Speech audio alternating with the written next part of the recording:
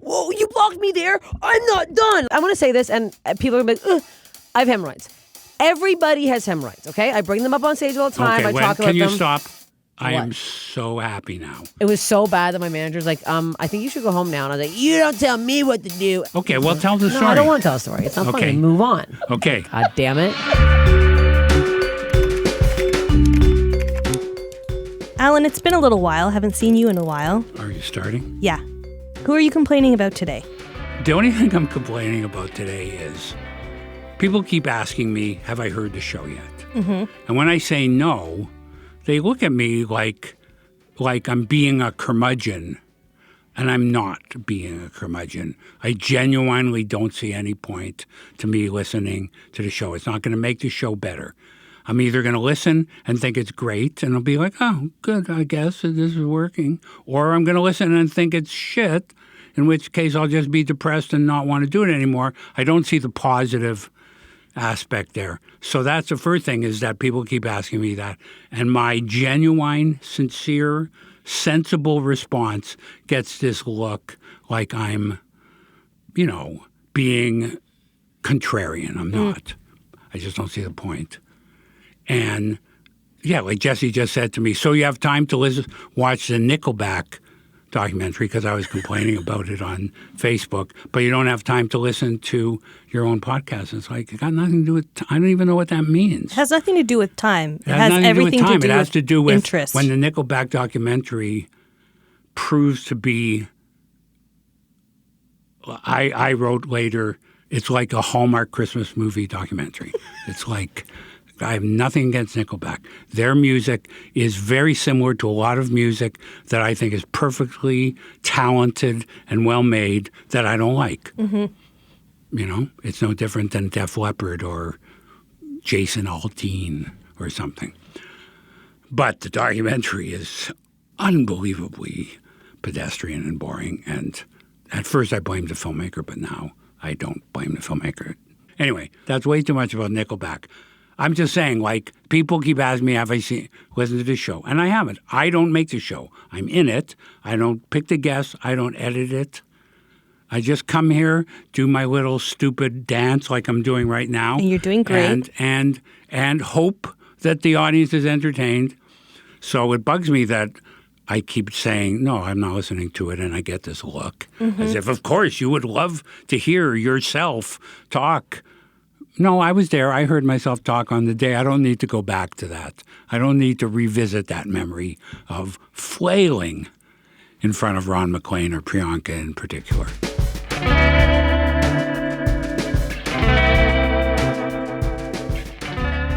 Alan, we have somebody coming in studio today. In the studio? In studio. They're going to be sitting right where I'm sitting. I'll give you the clues as to who it is. Okay. She's born to Bulgarian immigrant parents in Toronto. She's often been described by the media as raunchy, gritty, and combative, which I would use to describe yourself, to be honest. I know, but that's not good for me to have somebody else combative.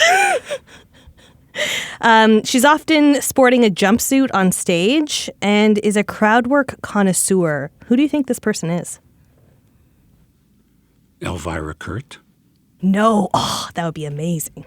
Kim Campbell? No. You don't even know who that is? No, I don't know who that is. I was trying to fake my way through that, but Kim Campbell was Canada's first woman prime minister. Oh. No, I can't guess. Okay. But I am nervous now. Okay, our guest. She's an award-winning comedian and actress. In 2015, Toronto Life called her the Raunch Queen. In 2020, her comedy special, I'm Not Well, was nominated for a Juno. In 2022, she opened up for Bill Burr on his comedy tour. And at the time of recording, she is in the midst of her own comedy tour called Filth Queen. Our guest is Stephanie Tolev. I don't know that name, but I'm still really nervous. Everybody, before you listen to this, should know that we touch on sensitive topics. I literally don't know what that means. Sorry if it's bad.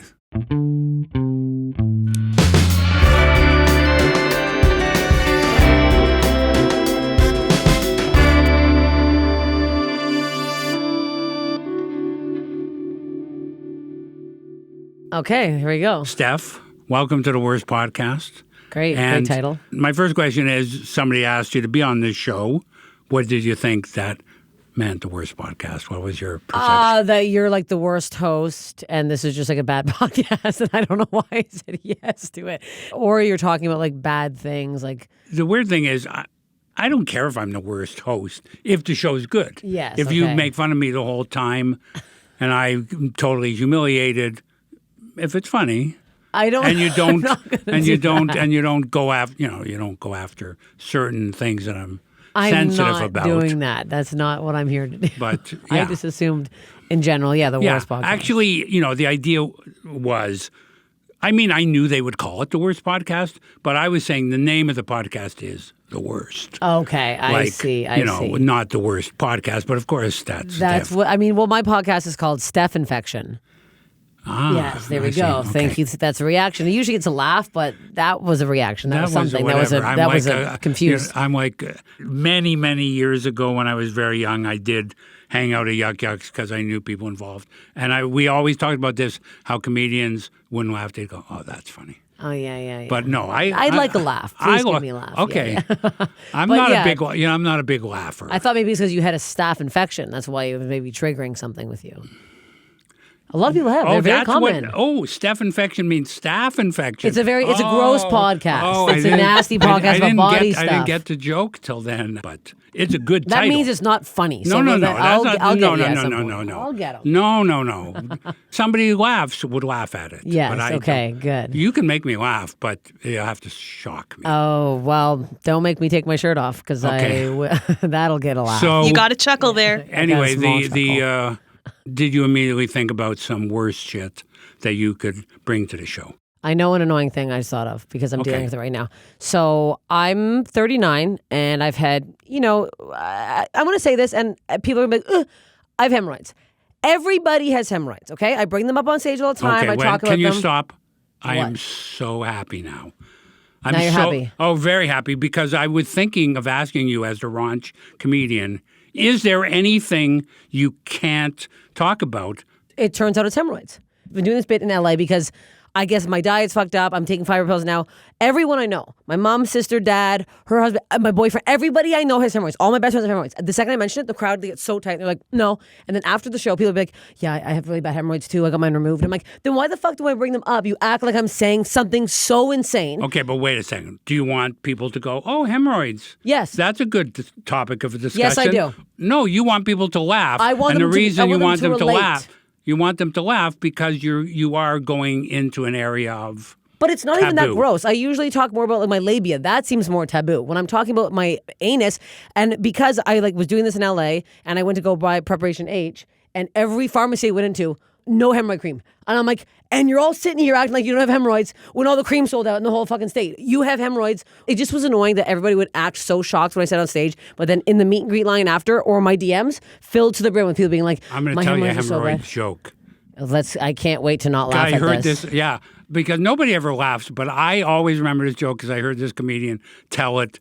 Or the guy on stage, I went to a bluegrass festival in North Carolina, and this guy told this sort of dumb hick joke about guy goes to the doctor, gets hemorrhoids, the guy gives him suppositories. Every night he unwraps the thing and he swallows it with a glass of water, and then he goes and complains to the doctor and says, I might as well have shoved them up my ass. That's a good joke because you're supposed to shove them up your ass. That makes sense. See? I love the way you laugh harder at your own jokes that aren't even yours than anything I've been saying. Well, that's fine. That doesn't bother me. So, hemorrhoids. So, I don't just say I have hemorrhoids and move on. I make it funny and talk about this doctor who wasn't even a doctor who just wanted to put his finger in my ass. It's a whole thing. It is funny in terms of just the fact that that's the one thing that for some reason I bring up. People get really upset. It actually bothers you that there are taboos. I guess. It bothers me that people are liars. Anytime anyone's like under 30, I'm like, fine, maybe you don't have hemorrhoid. But we can sit here and be adults. Yeah. You've had hemorrhoids at some point in your fucking life. Many times. It is weird that people think that's too gross. I was funny because I watched a girl the other day. She went to the wrong line to get takeout, and the girl's like, "Oh, the line's just over there." And she got so embarrassed. She's like, "Oh my god, I'm so sorry. Oh my gosh," and got so flustered. I'm like, "That's hilarious that woman was embarrassed from that." And I'm on stage being like, "Don't make me show my hemorrhoids because I will." Like, and it's like such a different balance of. I'm like, I couldn't imagine getting embarrassed from something like that. Okay, so do you have a line? When I bomb badly in front of comedians I respect, that is when I'm like, "Oh, this is hell." I see. But If I'm it's like, talking about in your like. oh no, personal life, no. I say I don't give a shit. I make my doctors uncomfortable. I'm weird all the time, and I'm always saying. No, things I I guess probably I'm more shouldn't say. thinking like for me, if there's a choice of going somewhere topless or bottomless, I wish I could choose bottomless because I'm not embarrassed about my ass and my cock. Wow, you must have a nice honker over here. No, if you're proud. my if it was a tiny little weird one, you wouldn't be showing it off. I'm sure it's not that. I'm more just like my belly is my Achilles heel, and so that makes sense. I would show you anything. I think I'd go bottomless too. Actually, now I think about it, yeah, I would. I think my belly too. If you were bottomless more, maybe you wouldn't get hemorrhoids. Maybe that honestly, that's probably a good idea. Maybe I'd air out my ass more. This episode of The Worst Podcast is sponsored by AG1. I mix AG1 in my smoothie every morning. I've been doing so for the last 6 or 7 months, and I'm loving it. I don't have to drink coffee anymore. I'm just having a nice smoothie, the top of my day, and I have so much energy throughout the rest of the day. This one daily scoop provides whole body benefits like gut, immune, and stress support. Plus, these are quality ingredients. All of the ingredients are non-GMO, and it has no added sugar. AG1 helps fill nutrient gaps and supports your gut for healthy digestion. It contains prebiotics, probiotics, and gut-supporting ingredients to support your digestion, reduce bloating, and keep you regular. And if anybody likes being regular, it's me. So, start with AG1 and notice the difference for yourself. Try AG1 and get a free bottle of vitamin D3, K2, and 5 free AG1 travel packs with your first purchase at drinkag1.com/theworst. That's a $48 value for free if you go to drinkag1.com/theworst. Check it out. Okay, I have another worst thing. I mean, everyone talks about this probably, but online trolls have gotten out of control. But are you surprised that there are really fucking annoying, boring, stupid assholes in the world? They were always there. Yes. They just didn't have an outlet. I just didn't know that they had no life or family. They need to get laid. That's what it is. I don't know what have you not tried the pocket pussy? I mean, I heard that they work pretty well. I don't know. You can pay for sex. I'm not sure why people aren't using this. It's funny that you're bringing this up because I just read a paragraph from that Project 2025. It was like this horrible fucking shit about that women should stay home and cook. And I'm like, are you fucking kidding me? But my first thing was like, oh yeah, I know those guys. They were like, it was 1972, and there were these straight assholes who complained to me that the pretty hippie chicks wouldn't fuck them. Mm-hmm. That's Stephen Miller. That's the project. That's the guy. It's funny that you said that. It is always straight white men. That's the exact. No, come on. There are my trolls? Oh, yes. Every man that trolls me. And the problem is they don't just go to one. They won't just be like Instagram. They're like, whoa, you blocked me there. I'm not done. Like some of them email me to be like, you're fat and ugly. Like they don't stop. It's just like this one. I'm like, at what point are you like? So you don't have any Asian trolls? Nope. Not one Asian or not one, no one of color has trolled me. I can bring up my block list. Every single person I've blocked is a straight white man, and they all have a fucking girlfriend and a family. That's the worst part. On Christmas morning, I got trolled by this guy, and I was like, I actually burst out laughing. It was him and his wife. They all did a Christmas photo, and it was him and his 2 little girls, and it was 9 a.m. Christmas morning. And he said, you stupid, fat, unfunny whore. And I was like, can you imagine this guy being like, hey, one more gift from Santa. Hold on a second, you stupid fat. Like he just has to put his kid off his lap and tell me I'm a fat whore. I'm like, that's crazy.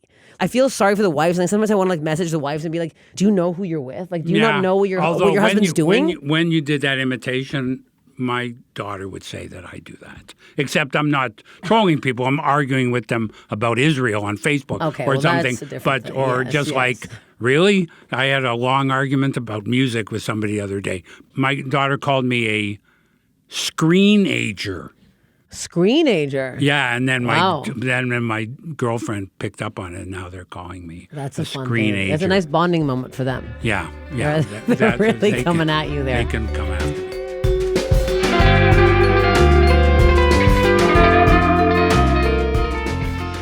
Okay, so we're doing pretty good. Good. I'm glad. I like the mid-podcast update. That we're doing good. No, it's usually get a lot much of more that. awkward than this. Okay. But as long as you talk. Well, I have a podcast. I'm a comedian. I talk for a living. Okay, It'd be so embarrassing. If now, this is going badly. generally speaking, this part of the show doesn't work out, but I'm going to try Okay, let's for it. try it. Katie goes online and she finds things that you talked about, and then I ask you about them. Okay. So- Or have experienced things that have come up in your vicinity. Tickling. I think tickling is perverse, and I did crowd work, and this man said that was his move to his girlfriend, that he tickled her. And I was like, excuse me? And then he was like saying that he tickled her down there, and I was like, I'm going to call the police. Like, that is the grossest thing. Well, there we is don't an- like being tickled. No one likes being tickled after 5 years old. Even when I was 5, I fucking hated it. I would pee. That's funny because, I don't.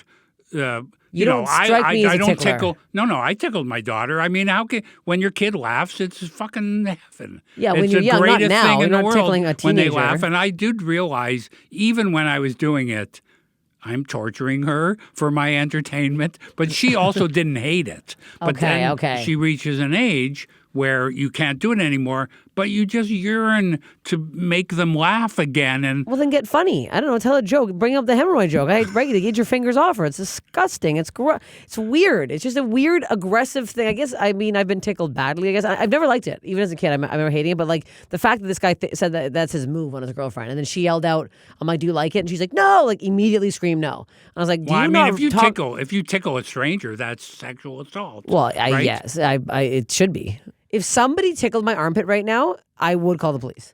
I swear to God, if I was on the subway right now coming here and someone tickled me, I would be like, are you crazy? Well, I'd rather also, somebody like, slap my ass. I mean, swear to God. just your general demeanor. No one's tickling me. If feel I like I'm tickled not- you, I would get punched in the face. Yeah, if those fingers come anywhere near me. Yeah, no, I've your, never your tickled. glasses are going to be on the ground. I believe I'll tell you I've that. never tickled anybody but my daughter. Okay, well that checks but out. it is a weird thing tickling because you're in fucking agony and you're laughing. Yes, and it's like everyone's always yelling stop. You're never seeing someone tickle going, ha, keep going. They're like, stop, please stop. But they're like, it's a bizarre. I don't like it. Okay, hemorrhoids, I don't like tickling. it. Hemorrhoids tickling. But tickling a hemorrhoid. Maybe that would help. Maybe Yeah. I should try that.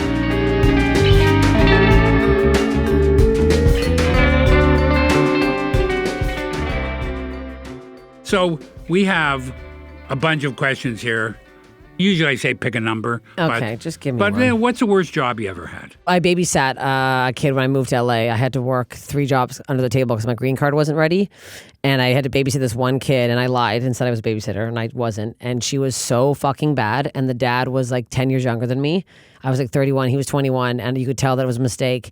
And the kid used to like punch me and like piss on me, and she was so bad. And then he'd come home from work, and I'd be like disheveled, and he's like, how was she? I'm like, really bad. She was really bad today. And he'd go, hold on. And he'd bring out like a giant stuffed pony and reward her. Every day he'd reward her bad behavior. And it was like, it started killing me. And then I found out I got fired because he had a nanny cam and he was fucking spying on me. And I didn't have a car at the time. I was biking, and it was like 8 miles from my house. So I had to bike there in the morning, and I was like so scared something was going to happen to her. So she was young. She was like 3. So I'd like change my biking clothes in front of her because I was like, I can't look away in case she falls or something. So I'd be staring at her all the time. And then I found out this guy was just like fucking watching me change. Did he say, did you pee on Steph today? No, he didn't say shit. Ooh, here's a good one. What's the worst thing a friend ever did to you? Worst thing a friend ever did to me. If you have no answer, just No, I say, do. A good friend of mine. I was like really into this guy, and I was about to go home with him that night, and he was like kind of being weird, and I was like, oh, I think maybe he doesn't like me anymore. And she's like, oh, can I take him home? And I was like, what? You know I like him. And then an hour later, she snuck him out into a fucking cab, and we didn't talk for 3 years. And she dated him, and it really fucked me up. This reminds me of a story. I know a guy in Toronto. I always tell people that the guy was not socialized, and they say, why? And I say, here's the story. I was at a party with my girlfriend. That girlfriend was stunningly beautiful. And he came up to me and he said, "Is that your girlfriend?" "Yeah." And I said, "Yes." "She's really beautiful." "Yeah." "Do you mind if I ask her out?" You're like, are you fucking kidding me? I'm literally with her right now. People have the gall on some people is that guy's got social cues. He knew what he was doing. That's Really? crazy. Anyway, so yeah. I ask her out. You're fucking holding her hand. That's psychotic. I get that now because my boyfriend's really attractive. People will be like, "Whoa, that's your boyfriend? You got that?" I'm like, shut the fuck up. Yes, I did. Jesus Christ. I'm funny. Some guys like funny women, damn it.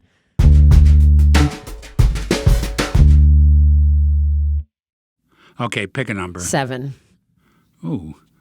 What is the worst behavior you ever exhibited because you got something you wanted?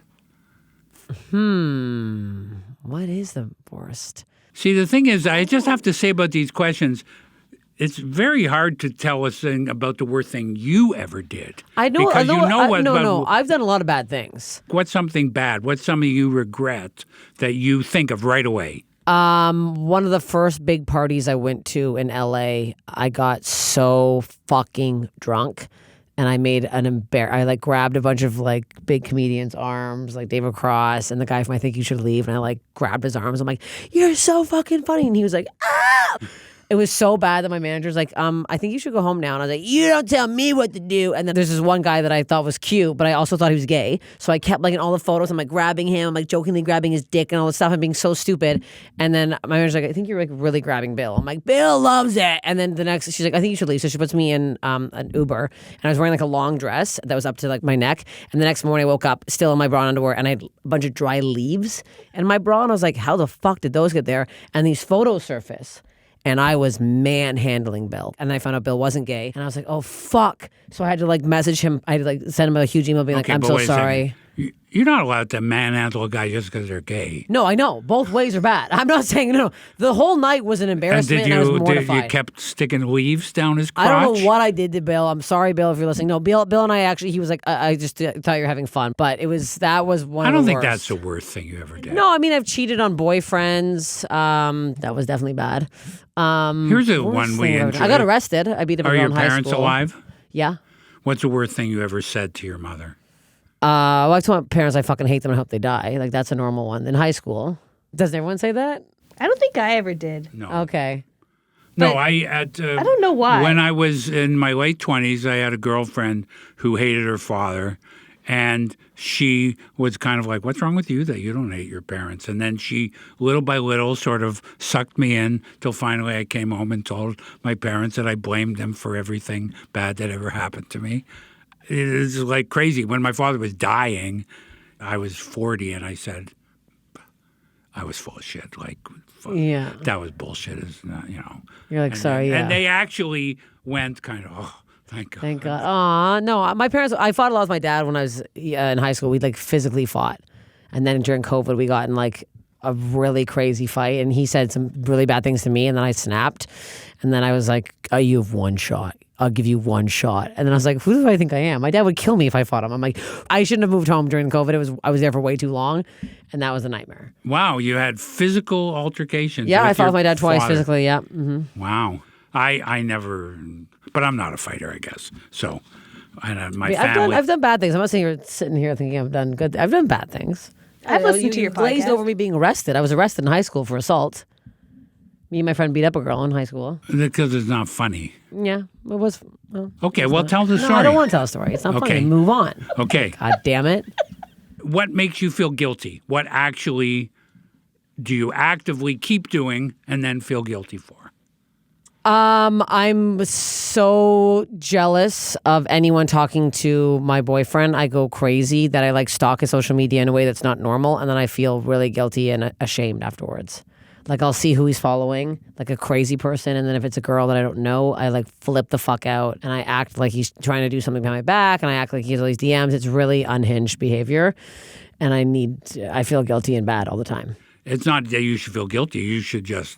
Well, the way I react, that makes your life harder. it does. I've never dated somebody attractive, I think. I've only dated ugly blobs. So I didn't realize that this attention that I'm getting from this and also I don't trust anybody. My ex-boyfriend was one of the worst people I've ever met in my entire life. So I now don't trust anybody. So my trust is like even him. I can't. I'm trying to learn to build up trust, but I'm like, I've just been fucked over so many times from men that I can't build it back up yet. I mean, to be honest, the weird thing about that is you shouldn't trust anybody. Like, in a way, about that, like, a man will fuck mud if it would just move a little. Yeah, like, that's why I don't. Yeah, thank you. It's very hard to trust people. It really is. You know, when somebody really fucks you up, it's really hard to get back. I mean, when you said that, I guess that's the worst thing I've done. I dated a horrible person. My last boyfriend was the worst thing I think I've ever done. And why did you date I found out that he did very bad things after we broke up that I can't say, but he turns out in Utah, men get away with a lot. So yeah, that's probably the worst thing, because thinking about him, and I have a tattoo that we got together on my leg that I've been getting removed, and that hurts like a bitch. But every time I think about him, I physically could throw up. I'm going to have to get a little fatherly here. You had a horrible boyfriend. He treated you like shit. Now you have a good boyfriend. Yes. And you're not really enjoying it as much as you could if you would just, here's my thing. Okay. Here's what I'd say. Either he's going to fuck somebody or he's not going to fuck somebody. Yeah, that's... You're not going to make it any better by thinking he's fucking all of them. Just wait. True. Yeah, that's true. Have a good time. Enjoy him. Yes. When he fucks somebody, okay, you can feel bad then. Right. Yeah, but you're wasting lots of good time. I know. That's true. We do have good times together. There's just, it's bad. I know a lot of women can relate to this too, but it's the social media too is just like, it's hard. Jealousy, I think, is the worst thing, and I have it too. There's a thing somebody told me once, and I thought, oh my God, you just nailed me. That is like a piece of wisdom, which is, it's not enough to succeed. A few close friends have to fail.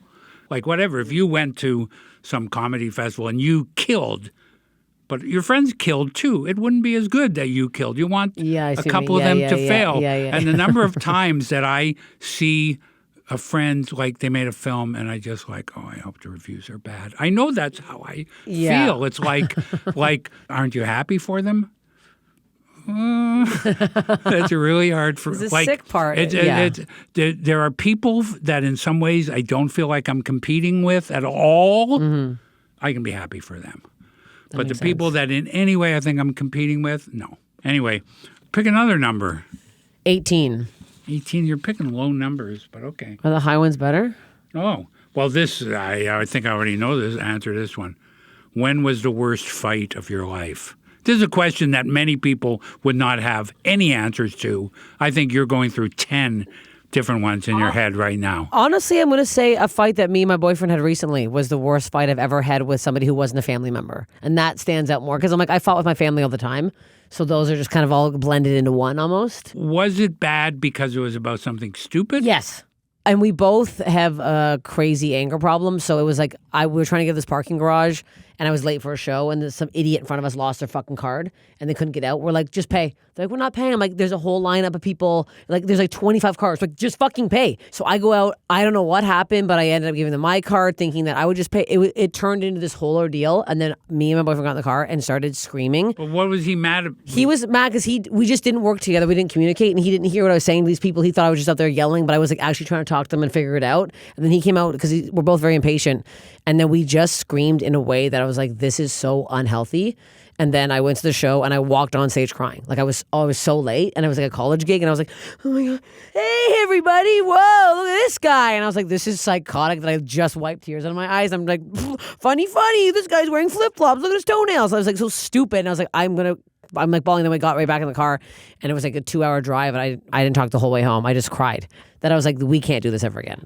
It wasn't physical. It was just so crazy, like 0 to fucking 60 in a way I've never experienced. Like my dad threw a chair at my head when I was a kid. That was a bad fight. Like when I was like 18, that was one of my first physical fights because he couldn't find the scissors. And I said, open your eyes, fatty. And then he got pissed and then he threw a chair at my head. But this was somehow more because I love him so much. And I was like, how far can you throw a chair? It was a stool. Oh, a stool. Okay. But it had a back on it. So it was like a bigger stool. Yeah, like my stool. girlfriend and I had a fight a couple of days ago. And then in the trying to patch it up, at one point she said to me, you're right, I'm volatile. And I was like, oh, thank you. Nice? Yeah. That's so nice to hear. Because our fights happen because she, whatever, and then I get angry. I don't think I'm angry, but I can get angry. Yeah. And I have to say, I hate that.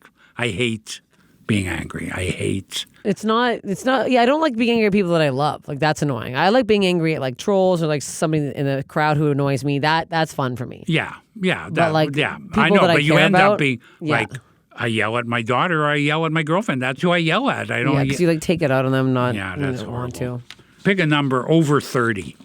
29. Oh, good. Okay. What is the most uncomfortable job you ever did? I guess besides babysitting and wiping that kid's ass when she was way too old. Uncomfortable? I worked at a catering gig when I first moved to Los Angeles. It was like a high-end catering, we catered weddings and stuff, and it was all really fucking rich people. And I remember this one, it was a girl for the Young and Restless. I can't remember who it was, but everybody had these little envelopes. I'm like, what is everybody holding? And they're like, oh, there are butterflies in there. When they come out, they're going to open them up.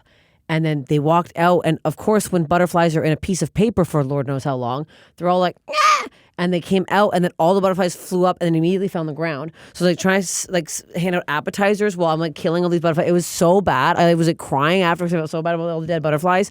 And it was like, these stuck-up people, they treat you like you're literal trash. And then I worked that same company. I worked at the Beverly Hills golf course, and I walked in the front door once. They go, who do you think you are? I'm like, oh, I'm working here today. They go, get out. And I'm like, what? And they made me walk around back by the trash, like walk in the trash where you belong. And I was like, huh? I've not ever been talked to like this. I've served my whole life. And then the way they talk down to you, I would like ask the staff, I'm like, do you guys handle this? They're like, yeah, you just get used to it. I'm like, I actually can't get used to this. I can't get used to it.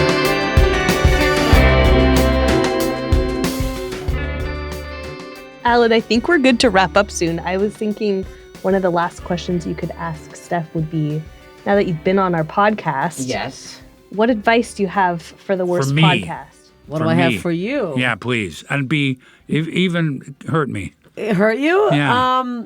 Maybe not shit on the questions so much. I like the questions. You were like, you get asked these questions. And I was like, I actually enjoyed the questions. Oh, So don't pre-shit on the questions that were fun. For the listeners, Katie is pumping her fist in the background. Yeah. Well, because they haven't really worked so far. So Well, then you're having shitty guests, and that's your problem. Maybe that's get better not my guests. problem. I don't book the guests. Well, then maybe you should. Okay, so don't shit on the question. Don't be so down on yourself, period. No, that's fine. Okay. I don't hate self-deprecation. Talk about hemorrhoids more. Talk about hemorrhoids more openly. Yeah, I think that's good. fissures. Yeah, anything anal Prostate. related. Sure. People love prostate chats. Yeah. Okay. What's the name of your podcast again? Steph Infection. And where can we find it? Everywhere. It's on everything. Go follow me on YouTube. Follow my ass on Instagram at Steph Tolev. Okay. There you go. I will. No, Put you it- don't need to follow me, but they should follow me. I'm going to troll you. Please do. I can't wait to block you. That was The Worst Podcast, a production of Double Double Podcasts from Canadaland. If you want to listen to every episode of this show ad-free, become a Canadaland supporter. Not only will you be helping us ensure we can continue making more of this show and others, but you'll get an extra exclusive episode of this show each week where me and Katie will do a debrief of the interview. I didn't know that they would be bonus episodes. I don't think anybody knew. But the debrief was always my favorite part of the show. So become a supporter and you can get those bonus episodes. You can listen to this podcast ad-free on Amazon Music, included with Prime. Okay,